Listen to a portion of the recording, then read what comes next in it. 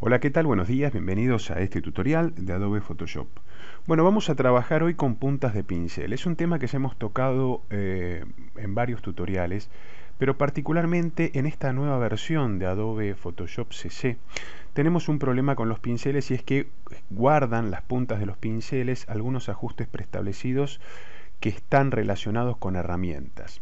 Por ejemplo, ¿qué quiero decir con esto? Yo quisiera generar un pincel, una punta de pincel. Para eso habría acá un lienzo de 500 por 500 píxeles, por ejemplo, ¿sí? Con un fondo blanco, y voy a pintar de negro lo que va a ser después una punta de pincel.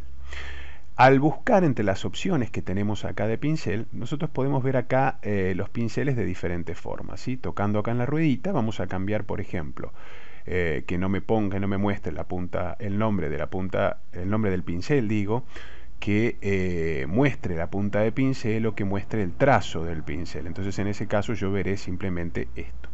Pero acá arriba y a la derecha de algunos pinceles tenemos nosotros la herramienta preestablecida con la que se va a utilizar ese pincel. Si bien yo acá tengo la herramienta pincel, al querer, por ejemplo, utilizar esta punta de pincel para hacer un trazado, resulta que vengo al lienzo, ¿sí? Ajusto el tamaño y trato de hacer una marca con un color negro, pero no obtengo nada porque acá está puesto la herramienta dedo para ser utilizada con este pincel. Entonces no voy a poder utilizarla.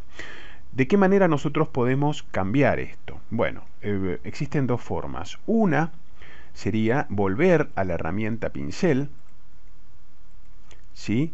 Y para mantener la punta de pincel pero sin cambiar de herramienta, podemos hacer, por ejemplo, control, alt y clic acá, y fíjense que ahí se seleccionó la punta del pincel pero no cambió la herramienta. Entonces yo ahora sí ya estoy en condiciones de poder utilizar esta herramienta, ¿sí? Dentro de mi lienzo y, por ejemplo, generar una marca que después se va a convertir en una punta de un pincel.